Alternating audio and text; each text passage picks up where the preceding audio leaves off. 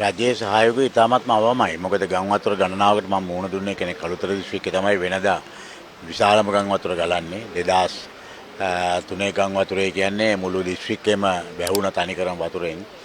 ඒ වෙලාවෙත් ඒ කියන්නේ විශාල හානියක් වුණා. ඉතින් අපි මුළු දවසේ ඉඳලම අපි ඒ රජය හරහා ග්‍රාම නිලධාරීන් හරහා ඒ අවශ්‍ය කටයුතු කරා. නමුත් අපි දකිනවා මාධ්‍ය හරහා මිනිස්සු හැමතැනකම කියන්නේ බත් පැකට් එකක්වත් තාම හම්බුන්නේ නැහැ ආණ්ඩුවෙන් කියලා. ඉතින් ඒ කියන්නේ මේගොල්ලෝ ගණන් හදාද ඉන්නවා හැම එකේම හැම මිනිහම දූෂිතයයි කියලා හිතන මහා හීනමාන බුද්ධියකින් ක්‍රියා කරනවා එකම දෙයක්වත් සිද්ධ වෙන්නේ නැහැ. ඒක නිසා මම හිතන්නේ පුද්ගලයන්ට ගම් වලට යන්න බැරි තත්වයකට දැන් පත් වෙලා තියෙනවා මේ පළාත්වල.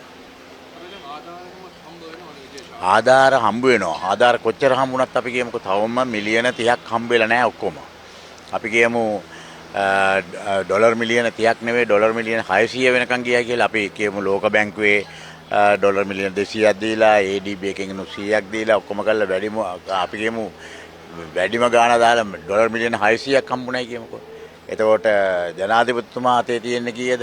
එයා කියන්නේ අතුරු ගිණුමෙන් රුපියල් බිලියන 50යි. එතකොට තව ඉතුරු කරපු 70ක් තියෙනවා. එතකොට බිලියන 120යි. බිලියන 120යි කියන්නේ කීයද? ඩොලර් මිලියන 400යි. ඩොලර් මිලියන 400යි. එතකොට 400යි 600යි දැම්මාම ඩොලර් බිලියනයයි. එතකොට මේකෙන් සම්පූර්ණ යථා තත්ත්වයටපත් කරන්න ඩොලර් මිලියන 6ක්වත් ඕනේ. හරිද? එතකොට ඩොලර් මිලියන 1කින් මොනවද කරන්නේ? මේ ආධාරය කියන ඒවා හම්බ වෙනකොට ගණන් දැක්කහම අංක ගණිතය බැලුවාම ලොකුවට තියුණාට මේකේ බරපතලකම ඊට වඩා 5 ගුණයකටත් වඩා වැඩි. ඉතින් මේ தত্ত্বය යටතේ කොහොමද ආධාර වලින් මේක කරන්නේ? මොකද්ද රජයට තියෙන වැඩපිළිවෙල? රජයට එහෙම ආධාර උපකාර ඒ රජයන් වලින් ගන්න ක්‍රියාමාර්ග නැහැ. ඔය සාමාන්‍යයෙන් ඕනම රටක් ප්‍රබල රටක් ඕනම මේ වගේ තුන්වෙනි ලෝකේ රටක මෙහෙම ආපදාවක් වුණාම මුදල් දෙනවා. ඒ මුදලින් මේක කරන්න බෑ කවදාවත්. ඔබතුමා කියන යාළුවෝ එයාව බලාගන්න ඉතින් ආණ්ඩුවම ඉන්නවනේ. ඒකනේ ඔක්කොම එයාට ඕන විදිහට සිද්ධ වෙන්නේ. දැන් නීතිය ආවේ කොහොමද? සියලු සර්ව සාධාරණ අන්දමින් නීතිය ක්‍රියාත්මක කරනවා තමන්ගේද පිටකට්ටියද කියලා නැතුව. එහෙමනේ මිනිස්සු බලාපොරොත්තු වෙන්නේ. දැන් පේනවනේ නීතිය කොහොමද කියන්නේ? නීතිය අඹරවනවනේ.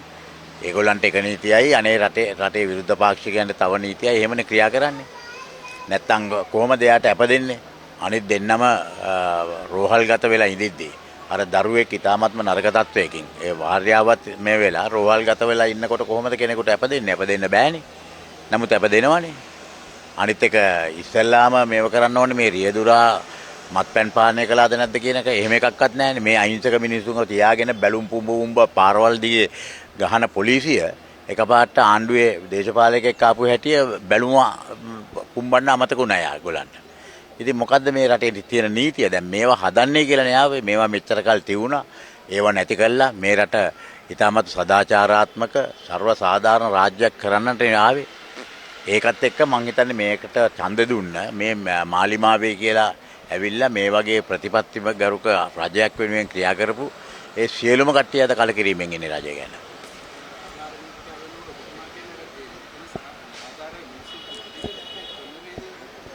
ලැබෙන ආධාර එකක් තියෙන ওই මට්ටමින් ආධාර අරගෙන මේ අර්බුදයෙන් ගොඩ එන්නත් බෑ එක. දෙක මේ ලැබෙන ආධාර තාම මේගොල්ලෝට හරියට කරන්නේ නැහැ. ඔය කොච්චර කිව්වත් බලන්නකෝ දැන් ලස්සන කතා කරනවා. දැන් මම පෙන්නලා දුන්නා මාධ්‍ය සාකච්ඡාවක් කළා. දැන් එතුමා පැකේජ් එකක් දුන්නා. මේ සහන ආධාර විතරක් ගත්තොත්.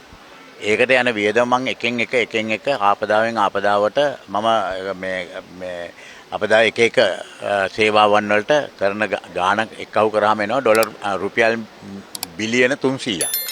නමුත් එතුමා ඒකට වෙන් කරලා තියෙන කීයද? බිලියන 120යි. ඉතින් අන්තිමට මොකද කරන්නේ? මෙච්චර ගාණක් පෙන්නලා ඒ ගාණ කපනවා මිනිසුන්ගෙන්.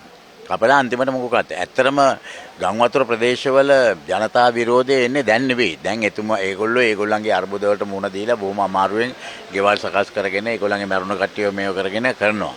නමුත් ඒගොල්ලෝ සාමාන්‍ය තත්වයට එනකොට තමයි ඒගොල්ලන්ට ලැබෙන දේවල් නොලැබෙනවයි කියලා අවබෝධ වෙනකොට තමයි මේ පළාත්වල විශාල අර්බුදයකට ආණ්ඩුව මුහුණ දෙන්නේ. මේක දීර්ඝ කාලයක් යනවනේ. දැන් බලන්න නුවර බදුල්ල පාලම මේ දුම්රිය මාර්ගය ගත්තොත් ඒකනේ විදේශින්ගේ ජනප්‍රියම දුම්රිය මාර්ගය. එතන ඉඳලා ඇල්ලට යන්න තියෙන බදුල්ල. දැන් ඒක තමයි ලංකාවට තියෙන ලොකුම ආකර්ෂණය. දැන් සියලු විදේශිකයන් එන්නේ ඇල්ල යන්න. ඇල්ල නිකන් නෙවෙයි ඔය ඇල්ලේ පාලම උඩින් යන්න. ඒ පැරණි පාලම උඩින් යන්න. නමුත් දැන් මොකද වෙලා තියෙන්නේ? ඒකේ පාලමක් නෙවෙයි තියෙන්නේ දැන් වැල් පාලමක්. දැන් ඒක හදන්න මං හිතන්නේ අවුරුද්දකටවත් මේක හදාගන්න පුළුවන් ඒ කියලා. එතකොට මේ තත්ත්වය යටතේ මේවා බලන්න ඕනේ. දැන් නුවර මාතලේ මාර්ගය බැලුවත් දුම්රිය මාර්ගය ඒ වගේ. ඒ වගේ දුම්රිය මාර්ග කොච්චරක්ද? මහා මාර්ග කොච්චරක්ද? එතකොට ගොඩනැගිලි මොන දාස් ගාණක්ද? මේ සියලුම එතකොට කෘෂිකාර්මික වගා ඉඩම් මොනතරම් විනාශ වෙලාද? එතකොට මේ තත්ත්වය යනකොට අපිට අපනායන අඩු වෙනවා. මොකද තේ වගා විනාශ වෙලා, ඇඟලුම් කර්මාන්ත විනාශ වෙලා, කුළුබඩු නිෂ්පාදනය කෘෂිකර්මය ඒකේ කෘෂිකර්මය විනාශ වෙලා. අනිත් පැත්තෙන් සංචාරක ව්‍යාපාරය අඩු වෙනවා. අද අපේ මිත්‍රයෝ කියනවා ඒගොල්ලන්ට මේ හෝටල් වලට එන්න තියුණ ඔක්කොම කැන්සල් කරගෙන යනවා දිගටම. හරිද? දැන් මං ඊයේ පෙරේද තමයි නුවර මහා මාර්ගයේ අඩු ගානේ විවෘත කරන්නට පුළුවන් උනේ. ඉතින් මේ තත්ත්වයේ මේවා දකිනකොට සංචාරක ව්‍යාපාරය. එතකොට අපිට ඩොලර් අතට ලංකාවට එන එකම මාර්ගය ශ්‍රමිකයන්ගෙන් එන ලැබෙන දේ පමණයි. ඉතින් මේවා මේ එක රජයකට මේක විසඳන්නට බෑ. නමුත් ඒගොල්ලන්ගේ තියෙන දේශපාලන මුග්ධභාවය නිසා ඒගොල්ලෝ තනියෙන් මේක අත ගහන්න දාගන්නේ.